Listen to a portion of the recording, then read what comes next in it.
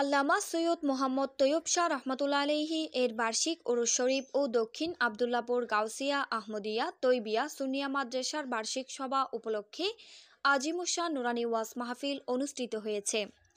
27 December শুক্রবার Gausia committee Bangladesh 20 নং Abdullahpur union শাখার ব্যবস্থাপনায় ও এলাকাবাসী ও প্রবাসীদের সার্বিক সহযোগিতায় হাজী মাজহারুল্লাহ জামে মসজিদ সংলগ্ন গাউসিয়া আহমদিয়া তৈবিয়া সুনিয়া মাদ্রাসা মাঠ প্রাঙ্গণে নুরানি ওয়াজ মাহফিল অনুষ্ঠিত হয়।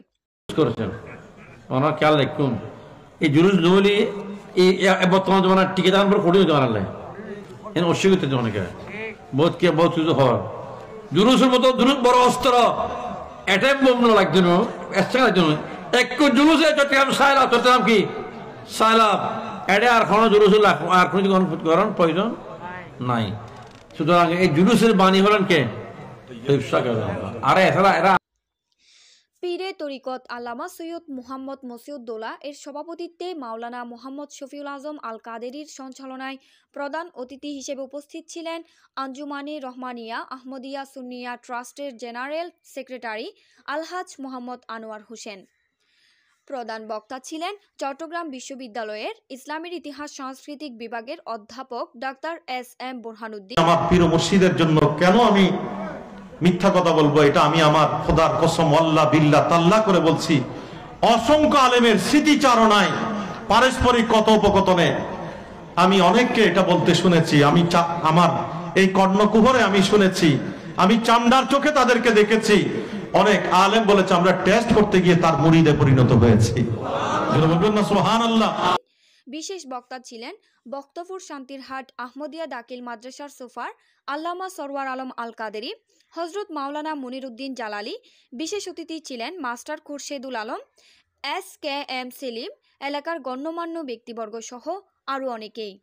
খতমে কুরআন খতমে গাউসিয়া শরীফ পরিচালনায় ছিলেন হাফিজ মোহাম্মদ সেলিমুল্লাহ, মাওলানা হামিদুল হক কাদেরি। মাহফিল শেষে মিলাদ কিয়াম, দেশ ও জাতির মঙ্গল কামনায় মোনাজাত এবং আগত সকলের মাঝে তাবারুক বিতরণ করা হয়।